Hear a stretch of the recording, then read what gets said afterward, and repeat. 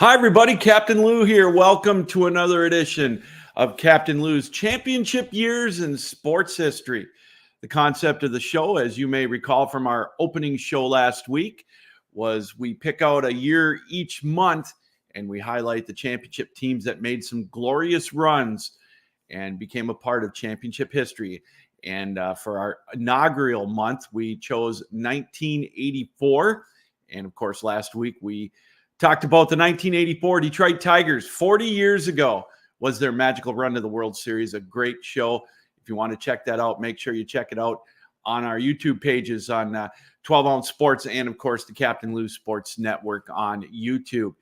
And this week, we thought we would take a look back at 1984 with the magical run of the Edmonton Oilers, the start of their dynasty. It was their second straight trip to the Stanley Cup Finals. Of course, in 83, they lost to the New York Islanders, and they had no intentions of doing the same thing as they made their way to the to the Stanley Cup Finals. And we thought, hey, let's bring in someone who was there front and center, and that was Steve Lansky, longtime producer of Edmonton Oilers Productions pre- and post-game shows.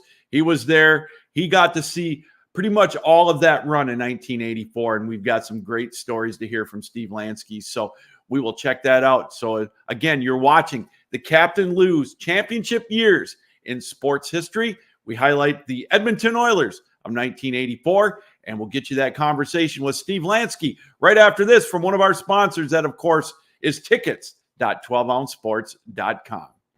Hi, everybody. Captain Lou here from 12 Ounce Sports and the Captain Lou Extravaganza. If you're like me, you like to go to ball games in person, don't you? Or a hockey game. And Stanley Cup playoffs are in full swing. Your favorite NBA team in the second round of the playoffs, or maybe all the way to the top. Major League or minor league baseball, nothing like a Saturday night game at a ballpark. Well, your place to go is tickets.12ouncesports.com. Use the promo code 12ounce too, and you'll get a better discount. We are a ticket broker. We won't make you pay those fees that you'll see at some of those secondary markets. Tickets.12ouncesports.com. Can't say enough about it. It's where I go to get my last-minute tickets to go to a ball game on a Saturday night or any night during the week.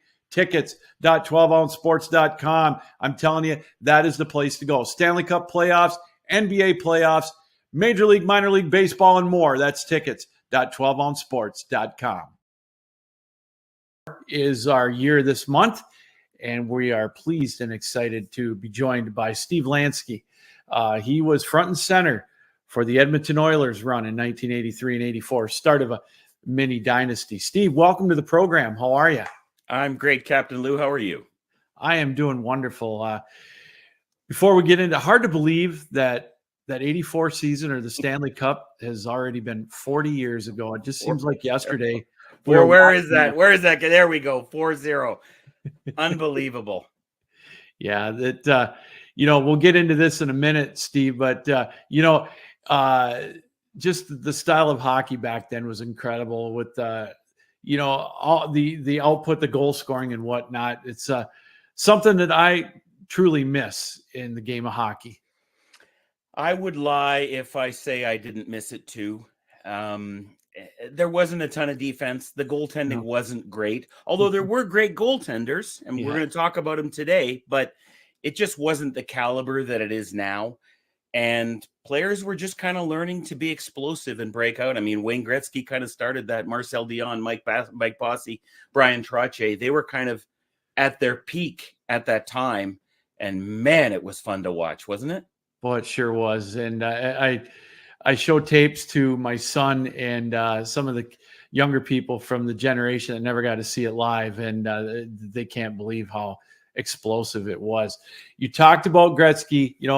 They and the Edmonton Oilers came over from the WHA, and they made their mark in a hurry. And the season before, the 82-83 season, they came into their own, really waltzed through the playoffs right up until the Stanley Cup final, and taking on that New York Islanders team that just, Steve, wasn't ready to give up the crown as the kings of the NHL. Hey, listen, if you've won 3 in a row, you pretty much want to win 4 in a row. Yeah. And, the Oilers got spanked in 82 in the playoffs by the LA Kings when they lost that miracle on Manchester. Yeah. It kind of chokes me to even say that. And then they should not have gone out in the first round. And I think they had something to prove in 83. I don't have it in front of me. I think they only lost 1 game before the Stanley Cup final that year. Yeah. And they just met the Islanders and they just flat out were not ready. I mean, you're talking about, kids in grade 11 playing against kids in grade 3. Like, they can be great grade 3 players, but they are not going to be great. And the Islanders were in grade 11 or maybe even in university. They schooled the Oilers from top to bottom in that series. It's funny is I kind of relate it to some of the other teams that achieved greatness in both the NHL, maybe even the NBA a little bit. It's almost like you got to pay your comeuppance or pay your penance. Like, for example, the Red Wings in the 90s and, the Pistons in the late 80s. You got to the championship round, but you didn't know what it was like, and you learned from the masters. And I think Edmonton, in my opinion, really learned a lot of valuable lessons in that 82-83 Stanley Cup final. Captain Lou, if I say to you something 1,000 times, I explain it to you 1,000 times, or you can do it once, which one are you going to learn more from? You're going to learn from doing it that one time. Yeah. So when you get to the finals, there's no way to tell these players what it's like. And you get there and you go, oh, now I get it. Yeah. And that, there's that famous story of the Oilers walking by the Islanders' room and the Islanders are all battered and bruised after 83. I don't know whether it's true or not. I don't know whether it's been embellished over the years. But if I saw a bunch of guys beat up after winning the Stanley Cup, I might scratch my head and go, maybe that's a component that we haven't figured out yet.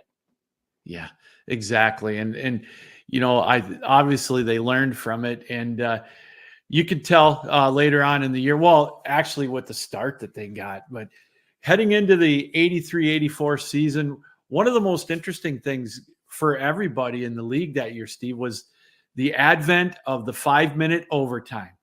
And, you look at their record, 57-18-5 that year, 119 points, but it was a lot different than what it is now. For the traditionalists back then, a tie was a tie. You played 60 minutes and that was it. Compared to now, I don't mind that 5-minute overtime scenario because you didn't get a point if you lost or even went into the extra session. And that 119 points to me looks a lot better than 119 points does now.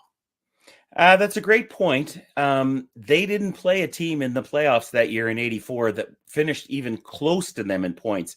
The Islanders were the closest, and I think they were maybe 15 points behind. Yeah. But the North Stars and the Flames and the Jets, the Oilers were light years ahead of those guys going into that Stanley Cup playoffs. And they didn't lack any component. That's the thing that I keep looking back to. I know the 84-85 Oilers were voted the best team in Stanley Cup playoff or NHL history.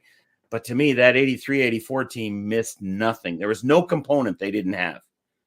We could talk about all the accolades that Wayne Gretzky had with, his 200 points again, which I don't know if that's ever going to be topped right now. Just the style of play is different. And I'm not taking anything away from the superstars now with Connor McDavid, Draisaitl, Austin Matthews, whatever. But that was just one of many accolades and standards that were set by Wayne Gretzky. His records are so numerous. I don't have it in front of me, but I think that's the year he had his 51-game point streak. I'm not positive, but I think it was. Yeah, and I probably saw Wayne play about 600 times in person in his career. That includes some WHA games, tons of road games, because I worked for Hockey Night in Canada for about a decade. So I saw Wayne play all over the place. I have never and will never see a player like Wayne Gretzky as long as I live. And I feel so blessed that I got to see him play that many times. He did stuff that I've never seen before or since. He thought stuff on the ice I've never seen before or since. It was scary, man. It was just, I don't know any other way to say it. It was just scary. And they scored 446 goals that year. You think about that for a second. You divide that by 82. or 80 back then in the regular season. That's 5 goals a game. Yeah. That's just those stats are mind-boggling. It's to me, when I hear that, I think, how did they ever lose a game? How did they ever? Exactly. But you know what? Some teams shut them down every once in a while. I know Wayne's record point streak was stopped by the LA Kings, who had no business stopping it, but they did. But the Oilers would have games, and I mean, I produced a bunch of games, and I was at games. They'd win 9-2, 8-1. They won a playoff game in 1987, 13-2, I think it was. Like, so when you're racking up those goals, I'll be honest, I don't know how opponents went in there and thought, we just want to get out alive. But some teams would go in and do it. You know, and you look at the season that they had, you know, obviously they took the lesson that we talked about a few minutes ago, Steve, about losing in the Stanley Cup final. They started off, they rattled off 7 straight wins. And boy, they didn't look back. I think, what did they win? 39 out of their first 53 games or something. Is incredible. That sounds about right. I'll buy that. You just never thought they were going to lose. I just remember thinking, they're never going to lose this game or that game or whichever game they're playing in. They always seem to have so many ways to win. Let's say Wayne wasn't going. Well, Jari Kurri is going, or Glenn Anderson was going. Mark Messier was going. Willie Lindstrom was going. And I haven't even said Paul Coffey yet, who I think he's the best offensive defenseman and the most beautiful skater I have ever seen in my life. And that's just a few components we're throwing out there. You know, it's funny is I was blessed to be able to watch Nicholas Lindstrom here in Detroit all those years. And I have to say, no, obviously I didn't see Bobby Orr. That was a little before my time. But I got to tell you, I'm right there with you. Paul Coffey in his prime, I don't think there's anybody better. Just the way he handled himself on the ice was something else. So smooth. Yeah. And not only that, you got to remember when he started, oh man, people were all over him. Lots of mistakes, not getting his assignments, giving, terrible plus minus. And Glenn Sather stuck with him. I'm amazed we haven't talked about Glenn Sather till now. Glenn Sather stuck with him and said, look, Koff. And they didn't get along great, as you know, and he ended up getting traded to Pittsburgh. Yeah. But Glenn said, look, Koff, you just do the offensive thing and we'll figure out a way. We'll put Charlie Huddy with you. We'll figure out ways for this to succeed. And man, when he let him off the string, look out. 40 goals, 86 assists that year for a defenseman. That's insane. It's unbelievable. And what was amazing to me when I think about it is you'd watch a play develop and you'd think, oh, who's going to score on this play? And then all of a sudden the puck went to Paul Coffey, wherever he was coming from, and he would just appear and boom, in the net. It was uncanny, that guy.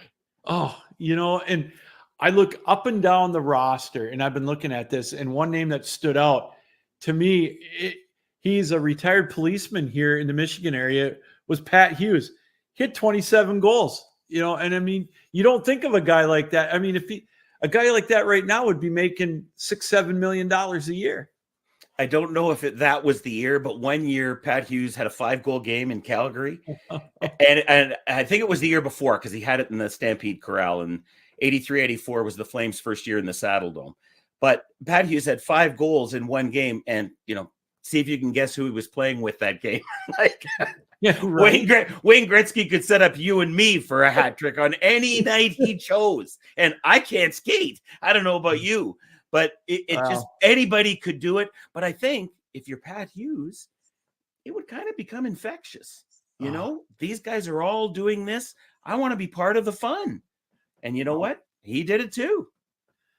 I got to ask you, and I'm sure I'll have to ask you this at the end of the broadcast.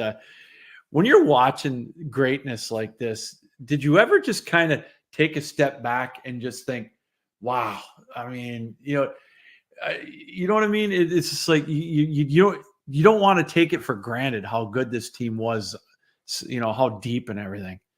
So when I was producing an Oilers game on Hockey Night in Canada or on ITV in Edmonton, we really didn't have the luxury to soak it all in. Okay. Sometimes there'd be a great play and I'd give it a wow before. Let's cue that up on blue. Let's send it all the way back to the Oilers zone so we can see that 6-way passing play all the way into the net. When I wasn't working and I was just sitting in the press box and watching a game, that's when you really appreciated just how stupid talented these guys were. But when you're working, you kind of have to separate it, and you can't really enjoy it as much as you can. And then you watch the highlights later and you go, hey, we did a pretty good job televising that Picasso that the Oilers just painted. I love that. That's a great word for it, for the whole season of Picasso.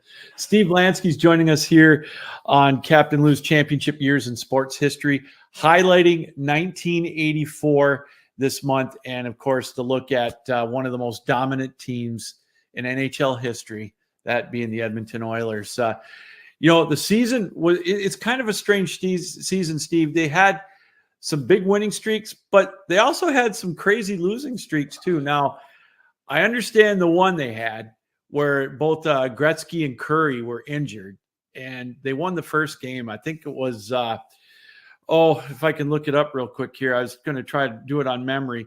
They won against Calgary, but then they lost 5 in a row, including an 11-0 loss to the Hartford Whalers. Who could imagine a team that good would drop an 11-0 game to the Hartford Whalers? It's funny, that game wasn't on TV. Back in the day, not every game was on TV. Maybe 40. If you lived in Edmonton, maybe you could watch 40 games. Okay. The rest of the games you couldn't. That game was not on TV. And that was one of the biggest stink jobs of all time. That, in fact, it might be the worst that the Oilers have ever tossed. And sometimes you just need it to get your head back where it belongs. And the beauty of that was they'd been to the Stanley Cup final in 1983. And I don't want to diminish the regular season, but once you've been there, you realize that those 80 or 82 or 84 regular season games, they mean something, but not everything.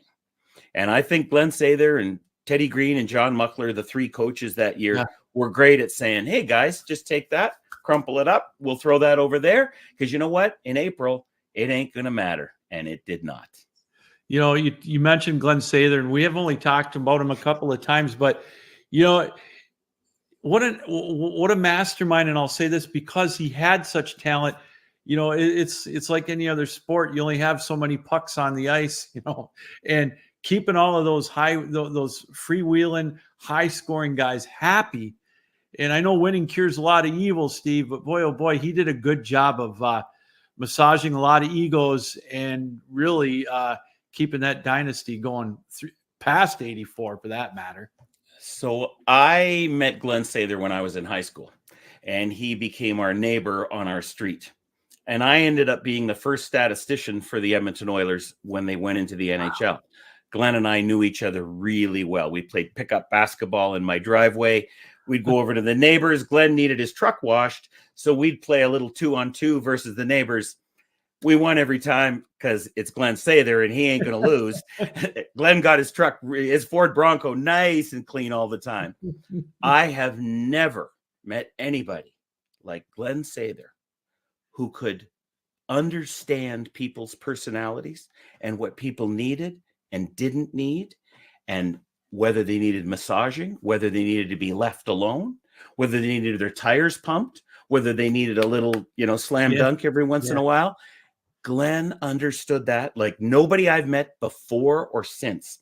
He understood personalities and people. Good coach, but unbelievable with personalities and people. I look at this one stretch that they had where they won 13 out of 14 games. It was right, I want to say right like from the 35th game to the 50th game or something around there.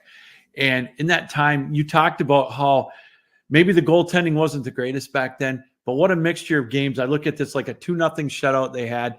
Then they played the North Stars one night and won 12-8. That must have been one heck of a game to produce there, Steve. 20 goals. I didn't do the 12-8 game. I'm pretty sure Paul Coffey got 8 points in that game. I'm not positive, but that's what I remember. But the thing about them was they kind of realized they could win any way they had to win. If they were only going to get 2 goals, Grant Fuhr and Andy Moog, who were arguably the best tandem in the history of the National Hockey League. I'm sure there were better tandems if I really sat down and crunched my brain. But if you said to me, best tandem, I'm taking them right off the top. Because if it wasn't Fuhrer, it was Moger. If it wasn't Moog, it was Fierzy. They could Glenn could interchange them any way he wanted. So we're talking about Coffey and Curry and Lindstrom and Gretzky and Messier and Anderson. How about Fuhrer and Moog? Like, there was no weak link. And they were young. They were what, 25 and 24 or 23? I think Grant Fuhrer was 22 the year they won the Stanley Cup. Isn't that something? I mean, I'm probably getting the years mixed up. In the Stanley Cup final, he got injured and Andy Moog took his place. Is that correct? Yeah, in 1984, that's right. It was. Okay. Yeah, so Fierzy, didn't do a great job against LA in 82. Yeah. 83, they go all the way to the Stanley Cup final. Andy Moog's the guy. But then in 84, Slats has who can do this? Slats gets to come back with Grant Fuhrer, and Grant Fuhrer goes all the way. He got hurt in the Minnesota series. He missed one game, and then he got plowed into the boards by Pat Hughes, who we talked about, and Pat LaFontaine. Yeah. And Fuhrer got hurt, and then he didn't finish that Stanley Cup final. Moog was in net. And it's funny is I remember watching that, and I remember seeing that happen. And I thought, boy, and I just wondered to myself if that was going to make a difference in that. Well, we'll talk about that a little bit later on. Obviously, it didn't. But you talk about it, the depth in those two goalies. And, with Andy Moog, I was jealous as a Red Wings fan, especially, in 84. It was like 2 years prior, Detroit would have to give away a car just to get people into Joe Louis Arena to watch a hockey game. It's so different how it was back then. It was very different, and Glenn had just everything at his disposal. But like you said, you can have the whole chessboard with all the pieces. You still got to know where to move the pieces to win the game. And nobody did that like Glenn. So how did he keep the focus, though? It's funny. It's on our last show, we talked about the Detroit Tigers that year. They started out 35-5. And I asked him, I said, how did Sparky keep the focus with the guys? It's so easy to take the foot off the gas. How was Glenn able to keep them motivated to keep such a big lead towards the end of the regular season? Well, when you talk about Sparky Anderson with the Reds and the Tigers, you're talking about literally one of the greatest managers of all time. For me, he's right there with Earl Weaver and Billy Martin. Mm-hmm. Glenn was very smart. Glenn basically said to the guys, look, do whatever you want. Don't embarrass the team. And I'm talking about on and off the ice. You go wild offensively, because Glenn did some stuff in the WHA. And he saw Bobby Holland, he saw Anders Hedberg, and he saw Ulf Nilsson, and he saw Kent Nilsson with the Winnipeg Jets. And he watched how they were just allowed to go crazy offensively and make up for a lot of defensive issues that those Jets might have had. Well, I was at enough Oilers practice to watch. He just basically threw pucks out there and said, guys, I just want you to skate your brains out. Have fun. Practice would end. Slats would go back into the room. Gretzky'd be out there. Messier'd be out there. There's that much snow on the ice, and they're still practicing until they finally say, okay, guys, we gotta end this. But the beauty of it is, we haven't talked about this. Those Oilers grew up together, and there is no substitute for that. Am I right? You're in school, let's say. These guys that you form bonds with in school, sometimes you're friends with them for the rest of your life. Well, this was basically school. That the other, because it's 22, 21, 23, 24 years old. They're just growing up. They're just going into the league. And Glenn said, hey, guys, we're a team. And he didn't use the word family, but we're going to grow together. Made all the difference in the world, in my opinion. Was there a player or two, Steve, that you were surprised that was as good as they were on that team that year? Does that make sense? It does. Willie Lindstrom did a good job. Willie was a little bit older. He played in the WHA with the Winnipeg Jets, and the Oilers brought him in. He scored a few points in the Stanley Cup playoffs that I thought, I didn't see Lindstrom doing that. They brought in Yaroslav Pozar, an older Czech player, and he played a bunch of games. But I think all of it, Captain Lou, factors into the components of Glenn knew where to put this guy here or this guy here. Or this guy would slide in for a game. Pat Conacher played a couple of games, got a key goal in the Stanley Cup final. Yeah, Who knows? Who knows how? Yeah, right. Who knows how to slot all those guys? So they all surprised me, but they were only given the chance to surprise because Glenn knew which piece to put in which part of the puzzle. You know, you had Kenny Linsman, 18 goals that year too. I mean, there's somebody we haven't mentioned. It.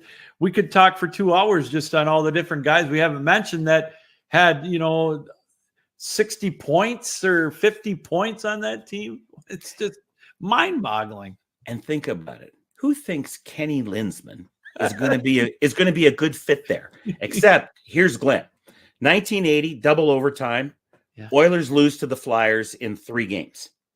But he hated Kenny Linsman's guts so much. That only means one thing, doesn't it? Yeah. Oh, yeah. We need him. And he brings him in, and Linsman scored the Stanley Cup winning goal for the Oilers that year. I wouldn't have said he fit in that dynamic. But Glenn knew exactly what to say to him. You're going to do this, but you're not going to do these things. You're not going to take stupid penalties. You're just going to go out there and basically piss people off for 60 minutes. Perfection. Boy. Okay, now we get to the playoffs, and they dispatched of Winnipeg rather easily, 9-2. I know the second game, I think, was an overtime game. Then the third game, 4-1, back when it was, I think, 3 out of 5. And then Calgary. We all know the rivalry that Edmonton has with Calgary. And that went 7. Were you surprised that it went 7 games? That's a good question. I was at every game in that series. Before that series, a couple of Oilers said they didn't really think there was that big a rivalry between the teams. Now, to me, if I was Calgary, that would have ticked me off. Oh, sure. But Badger Bob Johnson only wanted to do one thing. He wanted to win the Stanley Cup. Yeah. But honest to God, I think that was 1B. He wanted his Flames to beat the Oilers so bad. And when that series started, the Flames came out and really, they wanted to win, but they really wanted to hit the Oilers. They wanted to make the Oilers pay for every inch of ice that they got. So the Oilers went up 3-1 in that series. Flames came back and made it 3-3. Yeah. Kerry Wilson, rookie, scored an overtime goal for the Flames in Game 2. And I'll be honest, the Oilers changed goalies in Game 7. And they still won the series, but that series was as close as it was going to get. And Paul Coffey after said, they scared the crap out of us. And maybe that's what the Oilers needed. That could have been how was the atmosphere for that Game 7 in Edmonton? That had to have been something. The atmosphere was nuts for every game. Absolutely every game. And Game 6 was the game that went to overtime. Yeah. And Lanny McDonald scored that goal that I still think Fuhr should have had from the left side half boards. Yeah. But I just remember the place going nuts. And it was just so intense. Now, it was less intense than 1986. That was the series that, I can't believe I'm going to say it, Steve Smith scored in his own net. Oh, but yeah, that series was the greatest series I've ever seen in my entire life. Again, I was at every game. That was nuts. But 84 was the year the Flames figured out, and if they'd have had goaltending, they had Reggie Lemelin and Don Edwards, who weren't great. In 86, they had Mike Vernon, who was going to win a Conn Smythe Trophy for your Red Wings. Yep. Yeah. In 86, they beat the Oilers. But in 84, man, if they'd have had a couple of breaks, they'd have beaten them. And I think they scared the Oilers, and the Oilers knew it. Oh, definitely. And anybody that says it didn't, I think, they might be telling a little bit of a lie. So for those that don't know, the way the format was back then was the top 4 teams in each division played each other in the opening 2 rounds of the playoffs. And Steve, I can say this now, but I look, we being Norris division fans here in Michigan with the Red Wings and back then the Maple Leafs and the North Stars and the Blackhawks, it was like the minor leagues. It was like the IHL at the time playing the NHL. You could tell. And then when you guys took on the North Stars, it was like men playing against boys. It's too bad. But, and I don't want to say Minnesota had no chance, but they had no chance. They had 88 points. The Oilers had 119. And I think what you said, Captain Lou, makes sense. You built your team to win your division. So the Oilers, they wanted to just beat Calgary and Winnipeg, and then whoever they played in the Norris in the Campbell Conference Championship Series, that was okay. But the Jets tried to beat the Oilers. The Flames tried to beat the Oilers. The Oilers tried to beat everybody in the Smythe. The Norris was more of a muckers division, right? Oh. You had the Blues in there too. You know, Yeah, you had Broby, you had Joey Koser. Like it was a tough division. But when Minnesota came to play Edmonton, they just did not have the horses that could get it done. There was just no other way to. Yeah, and I know we're not talking about 88, but I can remember, distinctly remember when Detroit won the first 2 rounds of the playoffs, and then I think they actually surprised the Oilers in Game 1 of the conference finals, and then it was like, all right, boys, this is enough, and they just pummeled Detroit in 4 straight. That's all. It still wasn't any better, I think, 4 years later. I felt bad for Jacques Demers because I like Jacques Demers. I'm really glad he won a Stanley Cup in Montreal in '93. And he was trying so hard. He had Peter Klima. He had, everybody, Yzerman trying to score. And it's just like, geez, man, you just don't have enough. Yeah. And I know Greg Stephan was great, and Sam Saint Laurent did his very best. But the goaltending wasn't there either. But other than that, Detroit was really close. Yeah, they were, but getting back to 84, we talked about it. They won, the first 3 games. Well, they won a couple of close games, but they put up 7 goals, 8 goals, 4 goals. And then the clincher to get to the cup was a 3-1 win. And it was at Minnesota, I believe. And so now you go to the Stanley Cup finals, and again, it's the Islanders. And boy, I can imagine they wouldn't probably say this publicly, Steve, but I bet you that's who they really, really wanted. They wanted that revenge so bad. Guaranteed. And at that point, you would think, if you were the Oilers, we've figured this out. We can give the Islanders something we've never been able to give them before. Think about this. Going into that series, the Oilers had only ever won 1 game in Nassau Coliseum. It was in the 1981 Stanley Cup playoffs, Game 5. They were actually going to lose that series to the Islanders, but they won Game 5. It was a throwaway game. Other than that, they never won in Nassau Coliseum. Never won. But I think you're right. I think they wanted the Islanders, and I think what really helped was different than 83. The Oilers started on the road. Okay. And I think that made a huge difference. Now, we all know what happened in the first game. I'm sure we're going to talk about it in a minute. But I think not playing that game in Edmonton really, really helped the Oilers, because starting at home, you're thinking. Nobody wants to think. You just want to do. I think on Long Island, they were just able to do what they needed to do. And then we talked about this. We talked about how you could plug different players in and everything. Just think of how much money, if you were a gambler, you could have made if you would have picked Kevin McClellan to score the only goal in that game and win 1-0. It was amazing. But I think during that game, and let's face it, to this point in the playoffs, Grant Fuhr has been talked about by every Oilers skater as being the difference in the series, whatever series it was. The Calgary series, the Winnipeg series, they talked about Fuhr all the time. So in that game, I don't think anybody's thinking he's going to toss a 1-0 shutout. But this is the point where you realize, oh, the Oilers are a different team. They can do different things. They don't have to win 6-2. And then McClellan gets the puck. And I mean, he's so bad a skater, the puck goes in the net and it looks like he's just running on his skates because he's so excited. And the Islanders had to be, what the hell is this? Why can't we win this game? But they weren't going to beat Grant Fuhr that night. I'm sure if they were playing now, they still wouldn't have scored. Nah, boy, that was one heck of a game. And then, of course, Game 2, they get the best of them, 6-1. Then you talked about it. It shifts back to Edmonton. And the Islanders are actually leading, I think, 2-1 in the second period. Then Mark Messier started it all for him and, got the Oilers the lead back in the series. I think that was kind of the moment, if you want, that the Messier legend that still lives today in, oh my God, 2024. How can that legend be 40 years old? And how can you have been a legend for 40 years? But that's when the legend kind of started. He just kind of took the game in his hands. Was that the game he scored going down the left side, or was that the game he scored going around Gordon Dineen?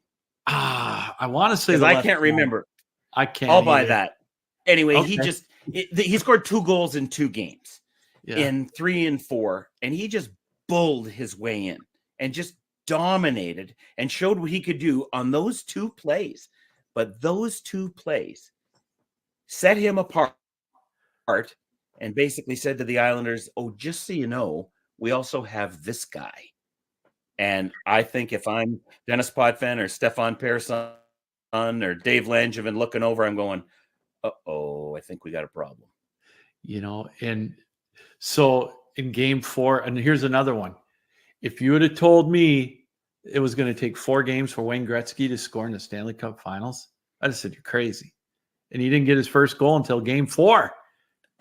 But that might be the beauty of it. Yeah. I think they'd reached the point, Captain Lou, where we don't need him to score all the time. We just need, we're going to get 20 skaters to do what they need to do. And I'm going to tell you a story. After that series, I'm sitting with Glenn Sather at his house, and we're just shooting the breeze. I think I went over for a coffee. And I said, "Can I ask you a hockey question, Slats?" He said, "Sure." I said, "When did you know you were going to win that series? What moment was it on the ice? Like, when did you know?" And he said, "It wasn't in a game." After game 3, they had a thing, still do, I'm sure, Stanley Cup luncheon, where a couple of players from each team, the coaches go, all the media go, they have this big Stanley Cup luncheon. He said, "I looked at Al Arbor during the Stanley Cup luncheon after game 3, and I knew we were going to win the series." I said, "Come on, you can't." He said, "I'm telling you, that's the moment I knew." So it wasn't even on the ice. And again, we're talking about Glenn and people. He said, "That's the moment I knew." And of course, all he's going to do is go into the room and say, "Boys, I know we're going to win this series. I can see it. I've seen it. Just go out and execute." You want to know what's weird about that series is an interesting stat that I read, and I never really thought about it till today. They were the first team west of Chicago to win a Stanley Cup since some team from 1925. Victoria Cougars, maybe? That might be who it was. Isn't that I think funny? it was the Victoria Cougars. Yes, they were. Yes, west of the Mississippi. That's absolutely correct. It's I guess it just shows when you think back how fast the NHL has exploded in the last 40 years. Because now it wouldn't even be a consideration. But yes, that is absolutely correct. What was your favorite?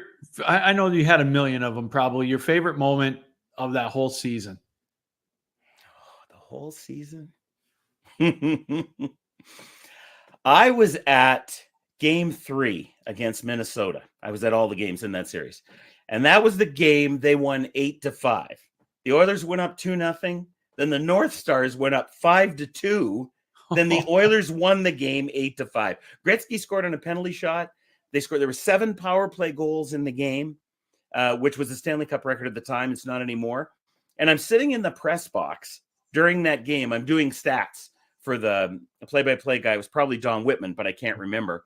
And we're in the Met Center in Bloomington. And I don't know if you were ever there, but there was only one deck in Minnesota. So you're at the very top, and it just swoops down to the ice surface. Okay. And the place was bonkers. And I just remember working this game and looking at whoever was doing play-by-play and like, "Are you seeing this?" Like with my eyes. And he looks back at me like, "I can't believe this either." That game, I wish I could have capsulized and crystallized that game, because that game was nuts and beautiful at the very same time. Yeah, and again, just a great season altogether with a well-deserved Stanley Cup after what happened the year before, and the start of a great run. Well, they already started the run, but not winning the Stanley Cup final, but the start of a great run for that city and for that team. Wow. And once you win it, then you know exactly what it takes to win it again. And I was the biggest Oilers fan on the planet. And after they won that night, we all went out to a bar and had a few drinks. I do remember cutting people's ties off in the bar with a pair of scissors, and I was completely sober. And the next day we flew back to Calgary, because that's where our office is. Yeah. And my boss, John Shannon, said, "Listen, the Stanley Cup parade is tomorrow. Here's a ticket to fly back to Edmonton and enjoy it." Wow. I said, "Really? Thank you." And I flew back and I stood outside City Hall and I watched it all go on. And I thought, man, it does not get any better than this for a fan of a team, right? Championships, it just doesn't get any better. And I can still savor every moment from that season. And it fills, if I think too hard about it, it fills my heart. It's just so exciting and thrilling, all at the same, spine tingling still to this day, 40 years later. I love it. Absolutely love it. It's starting to make me think of back when the Wings won it back in '97. Right. What was the first NHL game you ever went to? That's a great question.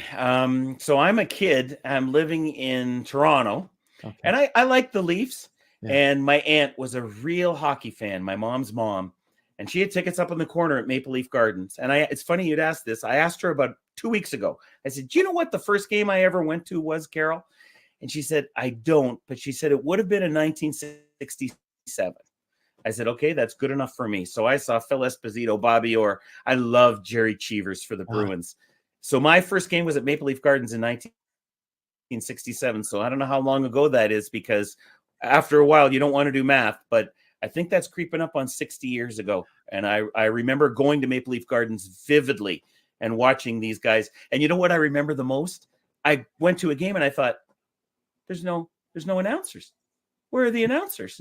Well, of course there's no announcers, dummy. It's a live game. But it never even crossed my mind until I got there, and I'm like, oh, cool.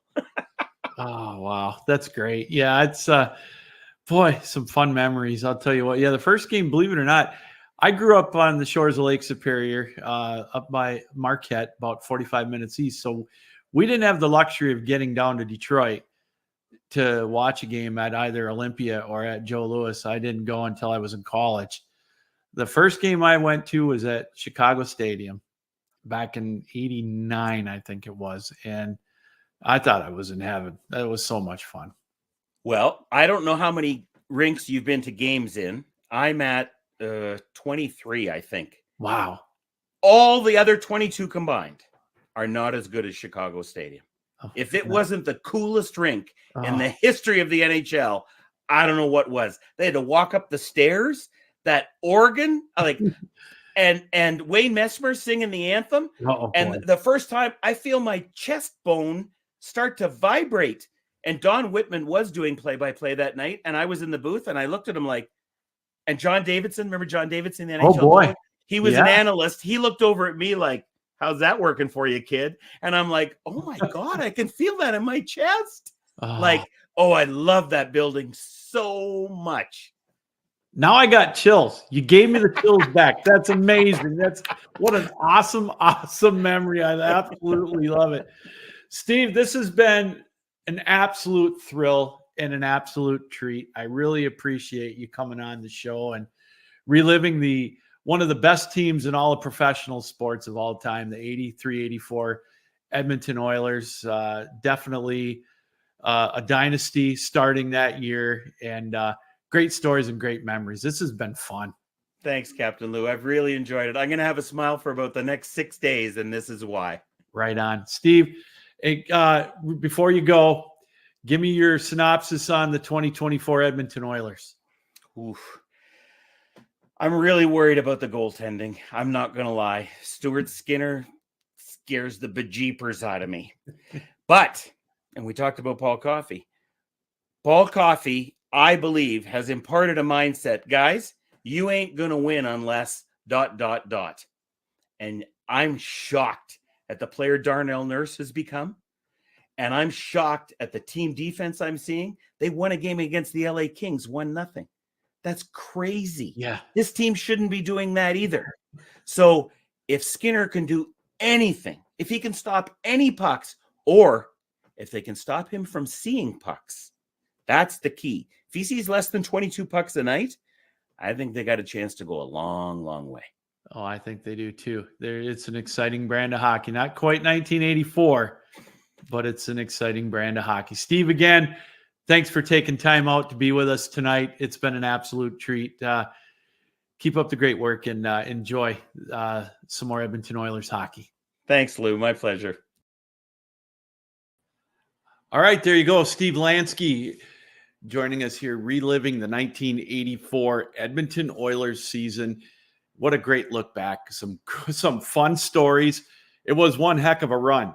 like we mentioned at the top, they got to the Stanley Cup final in 82-83, couldn't quite make it, and then get over the hump, if you will. But then there was no doubt about it in 83-84 with that great start they had. And, of course, culminating it with the Stanley Cup win over the New York Islanders. Steve Lansky, again, thank you for joining us. And we want to thank everybody for taking time out to be with us for Season 1, Episode 2 of our brand new podcast, Captain Lou's Championship Years in Sports History. And on our next episode next week, we're going to highlight the 1984 San Francisco 49ers. So that ought to be a great episode as well. All right, everybody, that's going to do it again. Thanks for joining us here on Captain Lou's Championship Years in Sports History, brought to you here, as always, on 12 Ounce Sports and the Captain Lou Sports Network. Buy tickets.12ouncesports.com. If there is a venue or a sporting event that you want to go to, make sure you get the best prices by going through tickets.12ouncesports.com. All right, everybody, until next time, here on Captain Lou's Championship Years in Sports History, Captain Lou telling you to keep your heads up, keep your sticks down, keep your feet moving, and as always, keep your minds open. Thanks for joining us, everybody. Have a great rest of your week and weekend, and we'll talk to you next time.